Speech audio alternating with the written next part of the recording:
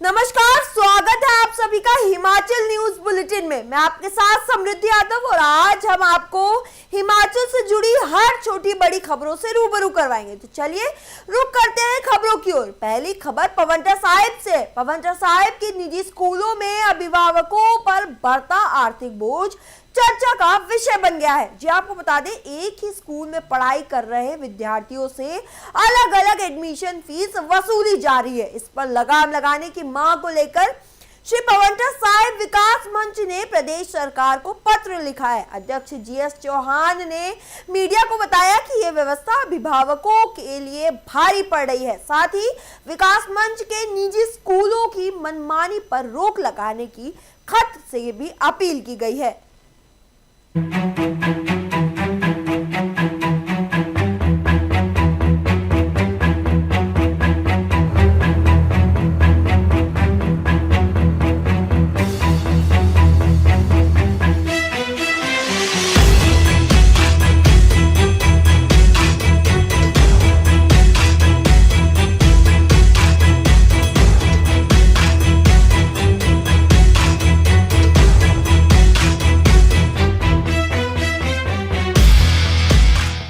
तो ये जो हर साल प्राइवेट स्कूलों के द्वारा फीस वसूली जाती है, इसके बारे में हमने इस मुद्दे को हमने टेकअप किया है, गवर्नमेंट को लिखा है और जिलाधीश सिरमौर के माध्यम से हमने प्रदेश सरकार को भी इसको भेजा है। इसमें अभिभावकों का ये बड़ा कंसर्न है कि जो प्राइवेट स्कूल हैं उनकी अलग अलग तरह की फीस होती है। उसके बारे में हम नहीं अभी कुछ कहना चाहेंगे, लेकिन जो हर साल एडमिशन फीस ली जाती है और कई स्कूलों के द्वारा काफी भारी भरकम फीस होती है, जो कि हर एक के को पे करने की उनकी कैपेबिलिटी नहीं होती है। तो सरकार को इसके बारे में ध्यान देना चाहिए और एक ऐसी रेगुलेटरी अथॉरिटी उनको बनानी चाहिए जो इस सारे विषय को देखे। प्राइवेट स्कूलों के भी अपने खर्चे हो सकते हैं, तो इसमें हमारा सुझाव ये रहेगा कि इन स्कूलों की कैटेगरीज बनाई जाए। कौन ए कैटेगरी के हैं, बी के हैं, सी के हैं, डी के हैं, और उसके हिसाब से उनका फीस स्ट्रक्चर तैयार हो। और किसी भी सूरत में लेकिन जो हर साल एडमिशन फीस की जहां तक बात है, ये अभिभावकों को, पेरेंट्स को बहुत पिंच होती है कि इवन चाहे सरकारी स्कूल भी हो, उसमें क्या है कि जो ये बुक सेलर हैं, अगर एक किताब भी किसी ने लेनी है तो पूरा उसका वो बंच पकड़ा देते हैं, पूरा सेट खरीदना पड़ता है। ये भी हमारे ध्यान में लाया गया है, तो इसके बारे में भी थोड़ा देखना चाहिए। ये तो बार बार ये सिलेबस चेंज नहीं करने चाहिए ताकि बच्चों को आगे वो बुक्स यूज में आती रहें। हमीरपुर में 27वीं राज्य स्तरीय एथलेटिक्स और सांस्कृतिक प्रतियोगिता का शुभारंभ किया गया। जी आपको बता दें, इस कार्यक्रम का उद्घाटन तकनीकी शिक्षा मंत्री राजेश धर्माणी ने किया। प्रतियोगिता 7 से 9 अप्रैल तक बड़ स्थित राजकीय बहुतकनीकी महाविद्यालय में आयोजित की जा रही है। जी आपको बता दें, बहुतकनीकी महाविद्यालय के छात्र छात्राएं इसमें भाग ले रहे हैं। साथ ही मंत्री ने प्रतियोगियों और को शुभकामनाएं देते हुए प्रतियोगिता का महत्व दिया है।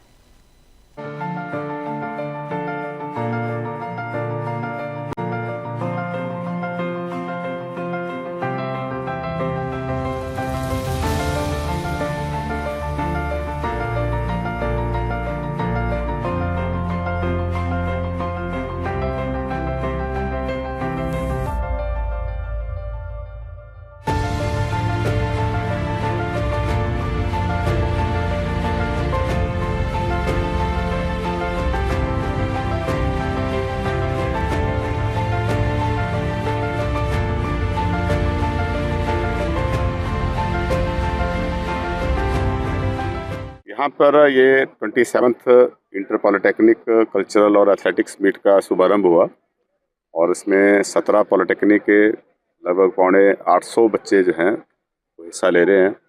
स्पोर्ट्स और कल्चरल एक्टिविटीज़ में पार्टिसिपेट किए बगैर शिक्षा जो है वो कंप्लीट नहीं होती है।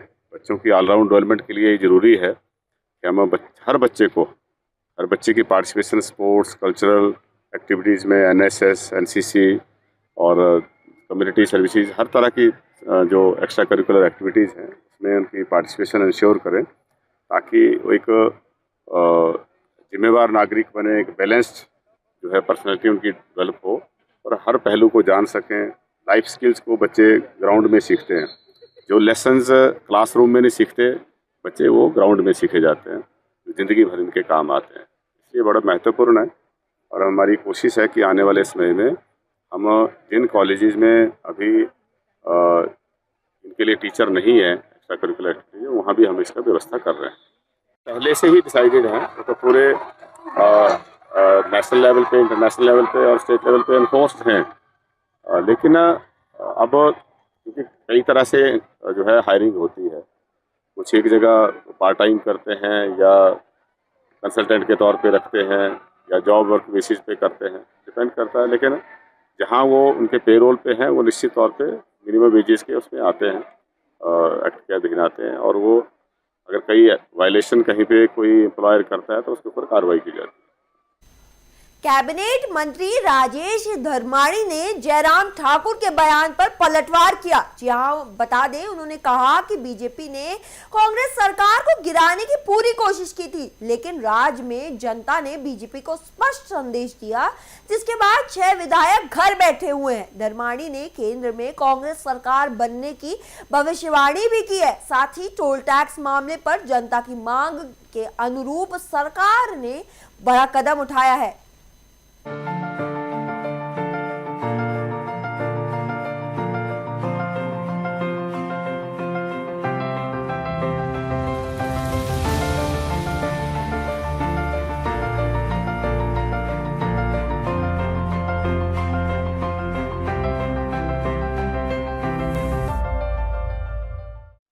अब बीजेपी और एलओपी का बस चलता तब तो निश्चित तौर पे नहीं रहता, लेकिन उनके हाथ में नहीं है। उन्होंने साजिश रची थी हिमाचल सरकार को गिराने की, और उल्टा उनके मुंह पे वो तमाचा लोगों ने मारा। उनके आज जो इन्होंने गलत काम किया था, गलत कदम उठाया था, आज उसका नतीजा है कि 6 विधायक जो हैं, जो 2022 दिसंबर में चुने गए थे, आज उनमें से 6 विधायक घर बैठे हैं, है ना। तो इस सोच से वो अति उत्साहित थे कि मोदी जी के नाम पे जीत जाएंगे, लेकिन हिमाचल की जनता जो है वो बड़ी समझदार है, और उन्होंने इन उपचुनाव में 9 में से 6 विधायक जो हैं वो कांग्रेस के जिताए। हमारी संख्या पहले भी 40 थी और दोबारा से 40 हुई है। तो बीजेपी के हाथ में नहीं है, तो जनता के हाथ में है। ये जरूर है कि भारतीय जनता पार्टी पैसे के दम पर, क्योंकि इन्होंने अरबों खरबों रुपए तो राहुल गांधी जी की छवि खराब करने पे लगा दी, लेकिन वही राहुल गांधी है जो कन्याकुमारी से लेकर कश्मीर तक पैदल उन्होंने यात्रा की।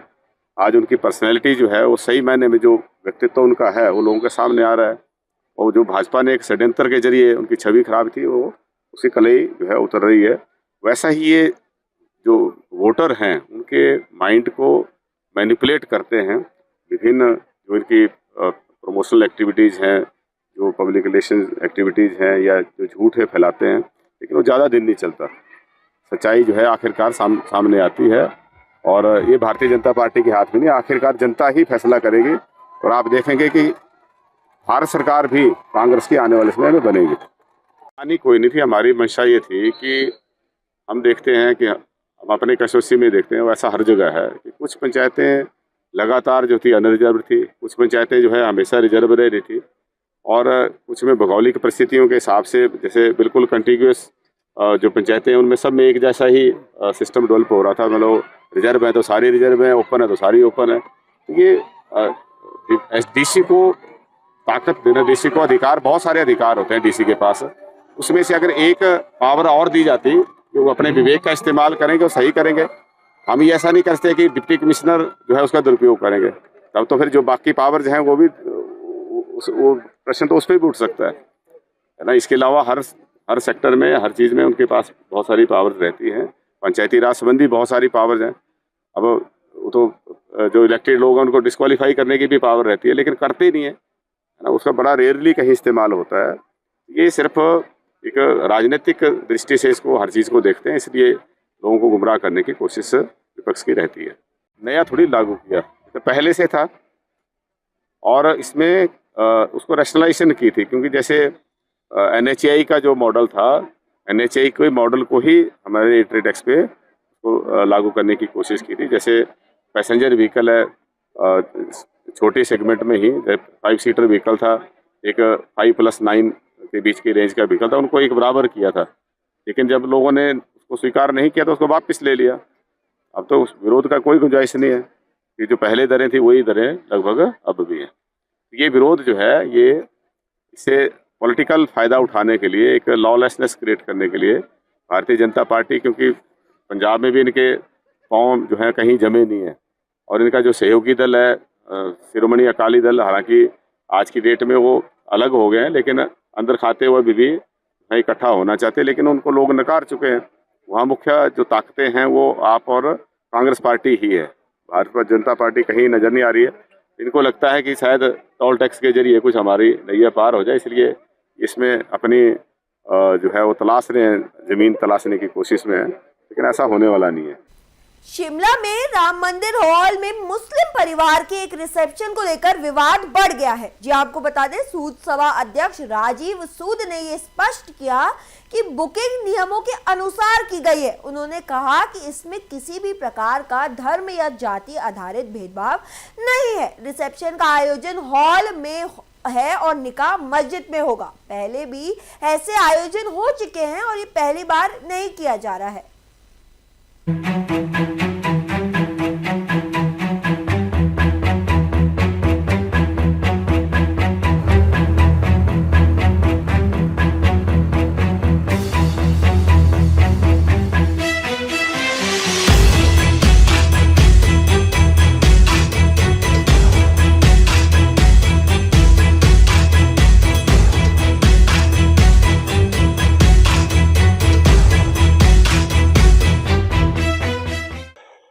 जिस तरीके से लगातार देखा जा रहा है बीते दिन से ही, जिस तरीके से जो मुस्लिम की जो रिसेप्शन यानी कि सूद सभा हॉल में की जा रही, इसको लेकर जो हिंदू संघर्ष समिति लगातार उन्होंने चेतावनी दी है, वो सूरों की बारात निकालेंगे और साथ ही वहां पर मुंडन किया जाएगा। फिलहाल इस समय हमारे बीच मौजूद है सूद सभा के अध्यक्ष राजीव सूद जी, इनसे विस्तारपूर्वक चर्चा करेंगे। सबसे पहले सर आपका स्वागत है। Thank you so much. Sir, उनका कहना है कि संघर्ष समिति का कि जिस तरीके से यदि वो वहां पर निकाह होता है, फिलहाल उन्होंने कहा कि हमारी चेतावनी हुआ निकाह की जगह अब वहां रिसेप्शन हो रही है, पूरा क्या मामला है? देखिए, कल मेरे पास वो आए थे जो हिंदू संघर्ष समिति के थे, वो कल मेरे पास आके उन्होंने अपना ज्ञापन दिया था जी। तो उसके बेस के ऊपर हमने उनकी भावनाओं को कदर करते हुए और समझते हुए सब कुछ करते हुए हमने अपनी कार्य करने की जो कमेटी है हमारी मैनेजिंग कमेटी की, उसकी इमरजेंसी मीटिंग कॉल करी थी जी। जो आज हमने सूद सभा के परिसर में इसकी मीटिंग करी थी, पूरे कोरम के साथ वहाँ पे मीटिंग हुई जी। तो कल भी उनको आश्वासन दिया था कि हम इसको पूरा जो हमारी कॉन्स्टिट्यूशन और हिंदुओं की जो भावना है उनको ठेस ना पहुंचाते हुए ना कोई हम निर्णय करेंगे सर्वसहमति के साथ।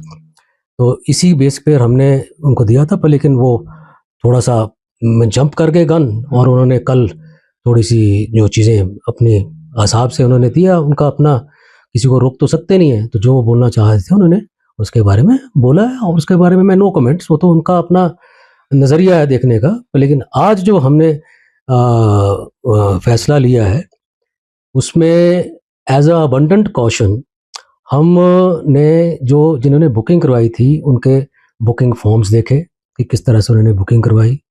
नंबर 1 जो बुकिंग करवाई थी उन्होंने, वो करवाई थी दिसंबर महीने में जी। ठीक है ना, तो वो हॉल की बुकिंग थी सिर्फ।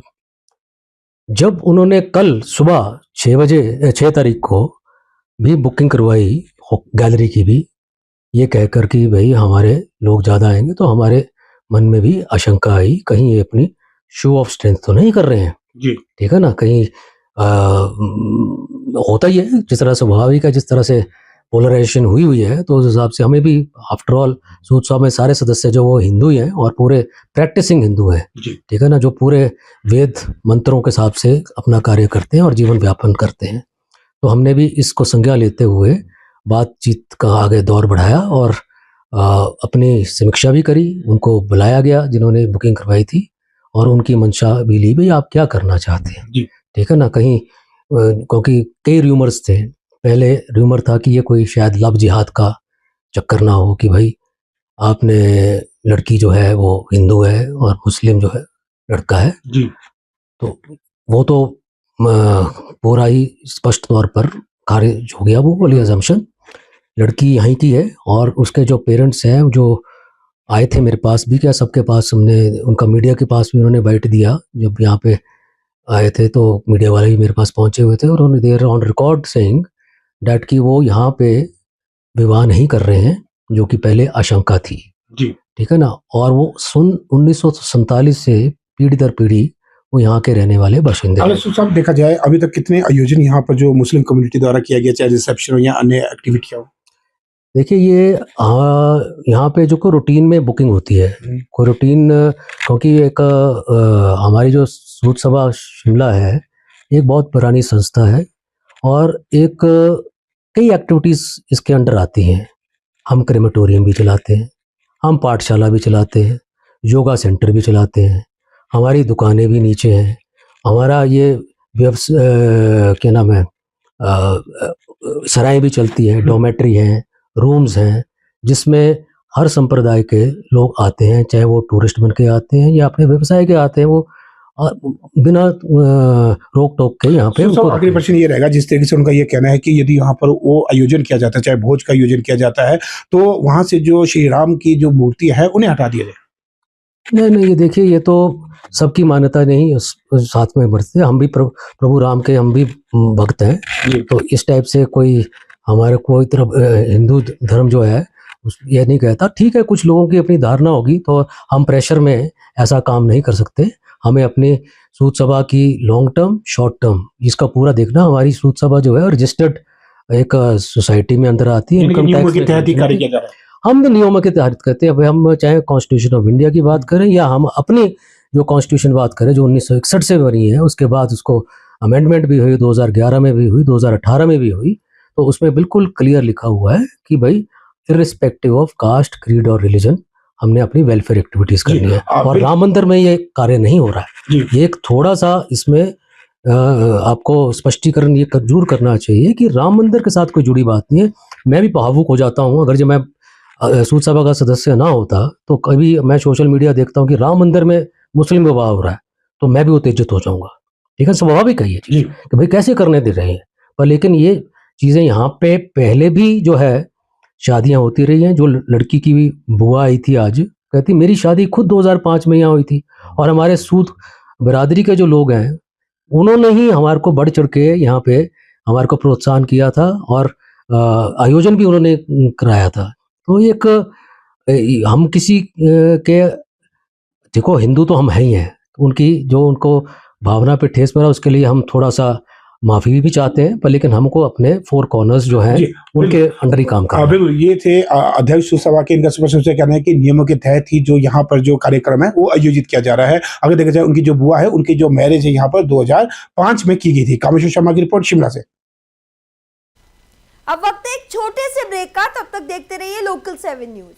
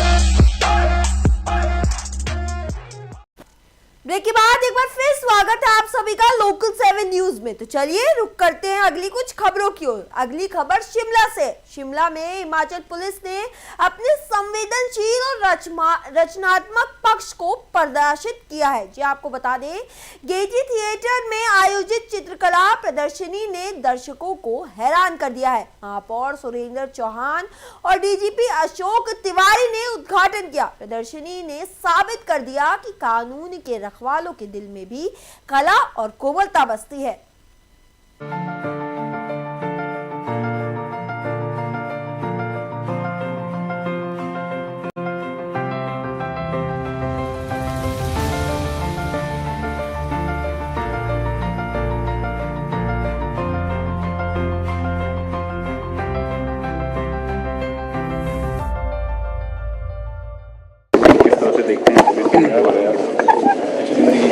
देखिए, मैं आज मुझे पुलिस डिपार्टमेंट के द्वारा लगाई गई एग्जीबिशन अशोक तिवारी जी के द्वारा एक सराहनीय प्रयास किया गया, जिसमें आपने देखा होगा बियॉन्ड द यूनिफॉर्म, इन्होंने एक हेडिंग दिया अपने इस एग्जीबिशन को, जो उसका नाम रखा, एक थीम रखा कि पुलिस डिपार्टमेंट को एक नाम है, पुलिस डिपार्टमेंट पुलिस के नाम से एक थोड़ा एक अलग से पहचान सोसाइटी में रहती है, लेकिन आपने देखा होगा कि अलग से काम करने का एक नज़रिया पुलिस डिपार्टमेंट में अशोक तिवारी जी ने जो प्रयास किया, इनके अंदर जो छिपा हुआ टैलेंट है, तो हर आदमी के अंदर कोई ना कोई कलाकार किसी न किसी रूप में छिपा होता है, और वो एक पेंटिंग के माध्यम से इन्होंने विभिन्न अपनी जो चीज़ें दिखाने का प्रयास किया, वो बहुत ही हैरत अंगेज था। जो मुझे जिस तरह का ड्यूटी समाज के प्रति करते हैं उससे बिल्कुल डिफरेंट था, एक बड़ा चौंकाने वाला था, और एक मैं समझता हूँ बहुत सराहनीय प्रयास है, और तिवारी जी इसके लिए बहुत बहुत बधाई के पात्र हैं। और ना केवल ये समाज के लिए बल्कि एक हर उस इंसान के लिए कि उस आदमी के पीछे के अंदर जो छिपी हुई उसकी सोच है वो अपने पेंटिंग के माध्यम से कैसे दिखाता है, जिसमें दो तीन चीज़ें मुझे गीतांजलि जी ने और एक दो और भी बहुत सारे पेंटर्स हैं, सुनील नेगी जी का बहुत पेंटिंग्स हैं इसमें, जिसमें थीम भी बड़े अच्छे अच्छे अलग अलग थीम थे, जैसे नशे को लेकर के पुलिस डिपार्टमेंट का हमारे विभाग जो है बहुत सक्रिय रूप से इसमें काम करे, तिवारी जी और इनकी पूरी टीम और माननीय मुख्यमंत्री जी इसमें बहुत प्रयास रहते हैं, उसको एक पेंटिंग के माध्यम से दिखाया। मुझे बड़ा अच्छा लगा कि चिट्टे के पैकेट के अंदर कैसे बच्चा अपने आप को उसमें जकड़ा हुआ महसूस कर रहा है, एक इंजेक्शन के तौर पर चिट्टे का पैकेट के अंदर उसकी डार्क कलर में पेंटिंग दिखाई हुई है, और एक डार्कनेस उसके जीवन में कैसे उसको छटपटा रहा है, वो अपनी लाइफ से किस तरह से उससे बाहर निकलने का प्रयास कर रहा है, एक चित्र के माध्यम से, पेंटिंग के माध्यम से जो दिखाने का एक प्रयास किया। और हमारी जो हिमाचल की कला और संस्कृति है बहुत रिच है, चाहे कुल्लू की पेंटिंग है या दूसरी पेंटिंग्स है, बहुत सारे इसमें दिखाया गया, तो एक नई चीज़ है, नया प्रयास है, और मैं समझता हूँ कि इस प्रयास को तिवारी जी कंटिन्यूटी करने में करें। और जैसे हमारे शिमला में शिमला हाट लगता है, हमें शिमला हाट में सेल्फ हेल्प ग्रुप्स को हम देते हैं, फ्री ऑफ कॉस्ट देते हैं। मैं चाहता हूं कि पुलिस डिपार्टमेंट के जो कलाकार हैं वो उनके लिए भी मैं एक दिन स्पेस रखूं, ताकि ये जो पेंटिंग्स है अभी इन्होंने सिर्फ एग्जीबिशन के लिए रखी है, मैं चाहता हूं कि इसकी कला जो इतनी मेहनत जिसमें उसने की है, तो उसको एक ओपन सेल के लिए भी लगाया जाए, ताकि जो एक मेहनतनामा है इनका उसको मिले। तो एक नई चीज़ है, नया प्रयास है, और एक पेंटिंग के माध्यम से भी आप बहुत सारी चीज़ों को इनको दिखाने का प्रयास, जिसमें चाहे नशे को लेकर के, इन्वायरमेंट को लेकर के, हमारी कला और संस्कृति, देव संस्कृति को दिखाने का प्रयास है, कैसे हम अपने धार्मिक उसको मान्यता रखते हैं, पशु पक्षी को लेकर के इसमें किया, कुल्लू की संस्कृति इसमें बताई गई है, हमारा जो हिमाचल की कला और संस्कृति है, मंदिरों का हमारा बहुत सारी चीज़ें इसमें दिखाई गई है, जो एक प्रोफेशनल पेंटर करते हैं, प्रोफेशनल पेंटर की तरह इन्होंने इसमें काम किया है, जो एक अलग छवि नज़र आती है पुलिस डिपार्टमेंट की, और मुझे बड़ा अच्छा लगा। और अशोक तिवारी जी इस प्रयास में सफल हुए, और मैं इसको और आगे बढ़ा करके मैं चाहता हूँ कि इनका जो टैलेंट है वो समाज के हर वर्ग को, हर उसको, क्योंकि पुलिस का डिपार्टमेंट एक ऐसा डिपार्टमेंट कि उसका एक डर के नाम से नहीं है, वो एक पुलिस के अंदर भी एक दूसरा सेंटिमेंट्स और उसकी भावना, उसमें जो फीलिंग्स जो है जुड़ी होती है, वो भी उसमें अपने आप को दिखाने का प्रयास किया। तो मैं मेयर साहब का धन्यवाद करना चाहूँगा एक बार फिर कि उन्होंने अपने व्यस्त कार्यक्रम में हम लोगों के इस प्रोग्राम के लिए समय निकाला। जैसा आपने कहा, देखिए पुलिस लीडरशिप, हम लोग जो लीडर्स हैं पुलिस के, हिमाचल प्रदेश पुलिस के, हमारा काम केवल ये नहीं है कि हम अपने साथियों से काम लें, हमारा काम केवल ये नहीं है कि हम अपने साथियों की जो समस्याएं हैं या वेलफेयर मेजर्स उसको लें। मेरे ख्याल से लीडरशिप का एक बहुत ज़रूरी काम ये भी होता है कि हमारी इस टीम में, हमारे इस परिवार में जो सदस्य हैं, जैसा मेयर साहब ने बोला, हर एक में कोई ना कोई छिपी प्रतिभा होती है। तो लीडरशिप का काम ये होता है कि जो हमारे परिवार के सदस्य हैं उनके अंदर जो भी प्रतिभा है पहले उसको जानें और फिर उसको निखारने का उनको मौका दें, और ऑर्गेनाइजेशन की तरफ से, हिमाचल प्रदेश पुलिस की तरफ से जो हम मदद कर सकते हैं वो करें। तो इसी दिशा में ये एक छोटा सा प्रयास है। मैं पिछले कुछ महीनों से अपने इन साथियों को बोल रहा था कि जिसके अंदर जो भी टैलेंट है, हैंडीक्राफ्ट का है, ऑयल पेंटिंग का है, एक्रेलिक पेंटिंग का है, वाटर कलर का है, तो आप सब एक इकट्ठे होकर जो भी आपके पास क्रिएशंस हैं या जो आप बना सकते हो और उसको हम प्रदेश के लोगों के सामने प्रस्तुत करें। प्रदेश के लोगों को ये मैसेज दें, जैसे आपने बोला कि हम केवल डंडा ही नहीं चलाते हैं, केवल बंदूक नहीं चलाते हैं, हमारे पास भी दिल है, हमारे पास भी इमोशंस है, भावनाएं हैं। हम भी आप ही की तरह इस हिमाचल प्रदेश जो एक परिवार है उसके सदस्य हैं। तो ये संदेश देने के हमने प्रयास किया है यहाँ पर। मेयर साहब ने जब पूछा तभी मैं सामने आया। तो अभी इस पर हम एक निर्णय लेंगे। मेरा व्यक्तिगत विचार ये है कि अगर यहाँ सेल करना चाहें हमारे आर्टिस्ट साथी तो उसमें कोई बुराई नहीं है, वो सेल कर सकते हैं। अब ये है कि उसका जो सेल में पैसा आएगा वो वेलफेयर में जाएगा या इनको पूरा जाएगा या कुछ 50-50 शेयर करेंगे, इस पर हम अभी निर्णय लेंगे। सोमनाथ ज्योतिर्लिंग दर्शन यात्रा हिमाचल प्रदेश के चंबा जिले से शुरू हो गई है। जी आपको बताते हैं 10 अप्रैल को यात्रा नाहन पहुंच रही है, जहां भव्य स्वागत होगा। आर्ट ऑफ लिविंग संस्था की टीम तैयारियों में जुटी हुई है। जी हाँ, यात्रा प्रदेश के सभी जिलों से गुजरती हुई भक्तों को दर्शन का अवसर देगी। प्रतीक्षक शैलजा पुरी ने बताया कि ये यात्रा आध्यात्मिक और सांस्कृतिक महत्व की है।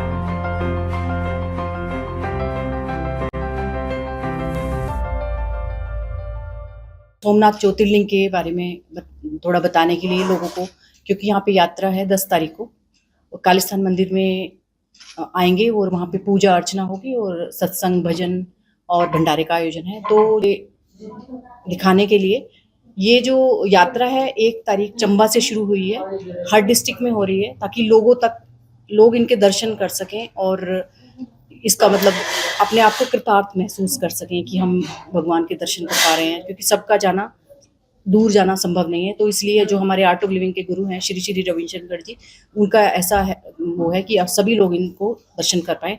तो ये यात्रा 1 तारीख चंबा से शुरू होते हुए धर्मशाला, कांगड़ा, पालमपुर से होते हुए 10 तारीख को यहाँ पहुँच जाएगी और यहाँ पर कालीस्थान मंदिर में इनकी पूजा दर्शन के लिए रखे जाएंगे, सत्संग रहेगा और भंडारे का आयोजन रहेगा, जिसके लिए हमने सभी शहरवासियों को कार्ड और के माध्यम से बुलाया है।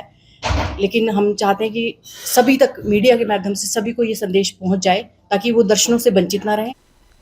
नाहन में पीएम श्री कन्या पाठशाला को अब सीबीएसई का दर्जा मिल गया है। जी आपको बता दें, अब स्कूल में को एजुकेशन शुरू हो रही है और अब लड़कों को भी दाखिला मिलेगा। ये बदलाव 79 सालों के बाद हो रहा है, जिसमें स्कूल का नाम पीएम वृष्टि माध्यमिक पाठशाला नाहन रखा गया है। साथ ही बच्चों को और अभिभावकों को इस बदलाव को लेकर खुशी हो रही है और एक खुशी का माहौल दिख रहा है।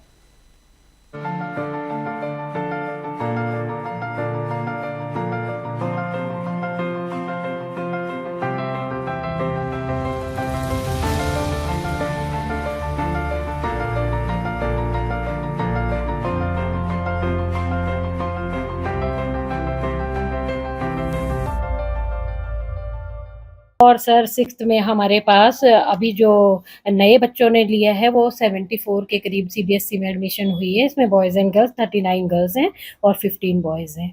और 7th में हमारे पास 41 के करीब जो है वो एडमिशन हुई है। 8th में 50 के करीब हुई है और 9th में भी अभी जो है हमारे पास अपडेशन आनी बाकी है। तो इसके अकॉर्डिंग हमारे पास पिछले बार जो बच्चे हमारे पास गर्ल्स थी वो 581 थी। तो जो हमारा 10th है और जो हमारा +2 है वो तो सेम ही रहेगी एडमिशन। आगे जो है +1 वाले बच्चे जो +2 में जाएंगे और 9th वाले जो है आपके 10th में आएंगे। तो ये दोनों क्लासेस जो है एचपी बोर्ड रहेंगी। और सर इस महीने तो ये प्रक्रिया जारी रहेगी और अभी एडमिशन्स जो है हमारे पास अभी आ ही रहे हैं और रोज़ काफ़ी तादाद में यहाँ पे बच्चे एडमिशन के लिए आते हैं। उसमें गर्ल्स ज़्यादा प्रायोरिटी पे हैं, गर्ल्स ज़्यादा जो है वो ले रही हैं एडमिशन। शायद लोगों को पता नहीं है कि ये कोएड हो गया है और बॉयज़ के भी यहाँ पे एडमिशन्स जो है वो ओपन है। तो 6 से हमारी बाल वाटिका से लेके 12 तक एडमिशन बॉयज़ की भी है सर, कोएड होने की वजह से। और जो हमारे पास अभी बच्चे आए हैं वो मुझे लगता है 15 के करीब ही बॉयज़ होंगे अभी, बाकी तो सारी गर्ल्स हैं। अभी हमारे पास बाल वाटिका में जो है प्री प्राइमरी में हमारे 40 के करीब जो हैं वो बच्चे आए हैं ऊपर, जो हमारा गर्ल्स प्राइमरी वो है। और फर्स्ट में हमारे पास उनके जो है 15 हैं, सेकंड में भी 15 हैं, और थर्ड में जो है उनके 6 बच्चे हैं, और फोर्थ में 15 हैं, और फिफ्थ में 26 हैं। तो ये तो हमारी टोटल मिला के अप्रॉक्सी मेरे ख्याल 100 के करीब हुई है गर्ल्स स्कूल ऊपर प्राइमरी में। शिमला में राम मंदिर को लेकर नया विवाद सामने आया है। जी आपको बता दें, हिंदू संघर्ष समिति ने मुसलमान निकाह कार्यक्रम को आस्था के खिलाफ बताया है। समिति के पदाधिकारियों ने जोर देकर कहा कि मंदिर में ऐसी गतिविधियों को रोका जाना चाहिए, साथ ही समाज में धार्मिक और सामाजिक माहौल को लेकर चेतावनी भी दी है। इस पर विभिन्न समुदाय के बीच विवाद को लेकर प्रशासन ने निगरानी बढ़ा दी है। हिमाचल की अगर बात की जाए, जिस तरीके से शिमला में पहले संजौली मस्जिद मामला अत्यधिक तूल पकड़ गया था, वहीं अब जिस तरीके से जो राम मंदिर में यानी कि जो सूद सभा का हॉल है वहां पर जिस तरीके से जो मुस्लिम की अब रिसेप्शन हो रही है, इसको लेकर कहने तो कई विवाद उत्पन्न हो चुका है। इस समय हमारे बीच मौजूद है हिंदू संघर्ष समिति के सह संयोजक मदन शर्मा जी, इनसे विस्तार पूर्वक चर्चा करेंगे। मदन जी, सबसे पहले आपका स्वागत है। धन्यवाद सर। सर, ये भी जानना सूचना मिली है कि जिस तरीके से कंप्लेंट भी शायद FIR अभी फिलहाल नहीं हो पाई है, कंप्लेंट भी आपके नाम पर और विजय शर्मा के नाम पर फिलहाल हो चुकी है। देखिए, मुझे हंसी इस बात की आती है कि अभी कृत्य हुआ नहीं, कंप्लेंट ये लोग पहले दर्ज कर लेते हैं। और दूसरी बात, किस बात की कंप्लेंट? आज हम लोग बात कर रहे हैं कि हमारी मुसलमान के साथ कोई लड़ाई नहीं है, हमारी जो फैमिली लड़की वाले पक्ष है हमारी उनसे कोई लड़ाई नहीं, ना हम उनको बोलेंगे और ना ही हम 11 तारीख को उनको टच तक करेंगे। हमारे को उनसे कोई लेना देना नहीं। दुख तो हमें, लड़ाई तो उन लोगों से है जो ये अपने मुसलमान हैं, जो सूद लिखते हैं, जो संचालन कर रहे हैं सूद सभा का। हमें लड़ाई उनसे है जो सनातन धर्म के नाम पे एक मंदिर का संचालन कर रहे हैं और उसका व्यवसायीकरण कर रहे हैं, और वहां पे शराब मदिरा सारी चलती है उनके नीचे। जब भी कोई कहते हैं, वो खुद कहते हैं कि हम किसी को नहीं रोक सकते, कोई शराब पी के अंदर आया हम नहीं रोक सकते। ऐसा भी कहा जा रहा है कि जो सूद सभा की ओर से यहाँ पर जो निकाह है वो बालूगंज में होगा, उसके बाद जो रिसेप्शन है वो इसीलिए रखी गई है ताकि यहाँ पर जो हिंदू दोस्त है उनके लिए यहाँ पर भोजन का प्रबंध किया जाए, और जो कुक है वो भी हिंदू ही रहेगा। देखिए, ये प्रयास कल तक इनका प्रयास ये था कि यहाँ पे ही शादी होगी, यहीं पे ही कलमे पड़ेंगे, परंतु पूरे हिमाचल प्रदेश के सनातन के अगर जब दबाव पड़ता है, इन्हें बालूगंज को उसको परिवर्तन करना पड़ा। परंतु मजे की बात ये बताएं कि जो इनके बालूगंज में लोग आएंगे वो रोटी खाने यहाँ पे आएंगे, 5 किलोमीटर का सफर वो करके आएंगे, परंतु पूछने देखने वाली बात यह है कि सिर्फ मंदिर ही क्यों वहां पे जगह नहीं थी? वहां पे ही तो आप दे सकते थे।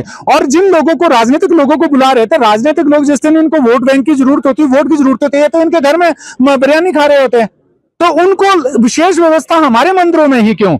ये बड़ी मिली भक्त ये कहानी हिमाचल में चल रही है। ये जिहाद जो फैल रहा है, लव जिहाद हुआ, भूमि जिहाद हुआ, सनातन धर्म के मंत्रों का इस्तेमाल करके एक जो नया नैरेटिव सेट किया जा रहा है, यहाँ पे इन लोगों को प्राथमिकता दर्ज की जा रही है कि यहाँ पे सारे लोग एकत्रित हो रहे हैं। कल को कांग्रेस वाले ये भी कहेंगे, कल को मुसलमान दिल्ली से जो बारात आएगी वो कहेंगे हम तो राम मंदिर में। इससे पहले भी कई प्रकार के ऐसे आयोजन हुए, बताया जा रहा है कि 15 से अधिक जो ऐसे भी फंक्शन यहाँ पर हो चुके हैं। देखिए, आज हमें इन चीजों का पता लगा कि 15 शादियां हुई है, तो मैं तो कहता हूं कि सूद सभा के जो भी पदाधिकारी थे, डूब मरना चाहिए चुल्लू भर पानी में कि उन लोगों ने हिंदू होते हुए मुसलमानों की शादियां उस सनातन मंदिर की नींव में की है, जिसके ऊपर शीर्ष पे उन्होंने प्रभु श्री राम की मूर्ति वहां पे लगाई है। मैं कहता हूं कोड़ो लगनी चाहिए ऐसे लोगों को। उनका ये भी कहना है कि इसमें जो राम मंदिर है, जो हॉल है, वो अलग अलग है। देखिए, आपने तो राहु केतु बना दिए कि अगर सिर ऊपर श्री राम प्रभु का है तो धड़ किसी और का रहेगा। यही विभाजनकारी नीतियां हमारे देश में शुरू से प्रचलित रही। उन्होंने कोई क्षत्रिय बनाया, कोई वैश्य बनाया, कोई शूद्र बनाया, इन्होंने जातियां बनाई, और यही लोग आज ये डिफाइन कर रहे हैं कि ऊपर मंदिर है, नीचे हमने व्यवसायीकरण के। सीधा सीधा क्यों नहीं बोलते कि आप पैसे के लिए कुछ भी करेंगे? जो ये सभा संचालन कर रही है, पैसों के लिए कर रही है। इनको ना तो आस्था श्री राम प्रभु में है, ना ही इनको कदर हमारे श्री राम प्रभु और सनातन धर्म की है, सिर्फ इनको पैसा है। अगर पैसा कोई ज्यादा दे दे तो ये श्री राम प्रभु को भी बेचते हुए निकल जाएं। आने वाले समय में हिंदू संघर्ष समिति क्या पग उठाएगी? देखिए, हम अपने वचन पे अडिग हैं। हमने कहा है कि यहाँ पे मुसलमानों की एंट्री नहीं होगी। यदि आपको इतना आश्वासन मिलता है, यदि आप सभा से भी मैं कहना चाहता हूँ, इतना प्यार है तो हमारे श्री राम प्रभु की मूर्ति वहां से हटा दें, कहीं और जगह रख ले। आप वहां पे जो मर्जी कर ले, आप वहां पे मुजरा करें, हमें कोई आपत्ति नहीं है। पर जब तक हमारे श्री राम प्रभु वहां पे हैं, उस जगह में है, क्योंकि आपने नीचे ब्लॉक भी श्री राम जी प्रभु के नाम से, लक्ष्मण जी के नाम से, भरत जी के नाम से, हनुमान जी के, महावीर के नाम से बनाए हैं, फिर नहीं आपको शर्म आई? अगर आप उसको अलग अलग बातों में रख रहे हैं, फिर आपको शर्म नहीं आती? पैसा लेते आपको शर्म नहीं आती? मतलब आपके लिए, आपको सनातन से बढ़ के, आपकी परिवार, आपकी आस्था से बढ़ के पैसा हो गया हुआ है, तो कहीं और चले जाएं अगर आपको पैसा ही कमाना है। परंतु हिमाचल में देवभूमि है, यहाँ पे हमारी आस्था के साथ खिलवाड़ होगा, उसकी ईंट से ईंट बता दी जाएगी। जी, ये थे हिंदू संघर्ष समिति के सह संयोजक मदन शर्मा जी। इनका स्पष्ट रूप से कहना है कि राम मंदिर में यदि आयोजन भी कराना है तो वहां से राम की जो मूर्ति है उसे हटा दिया जाए, उसके बाद भले ही वहां पर आयोजन किया जाए। कामेश्वर शर्मा की रिपोर्ट, शिमला से। फिलहाल मेरे साथ इस बुलेटिन में इतने ही। ऐसे ही और खबरें और अपडेट्स के लिए देखते रहिए लोकल 7 न्यूज।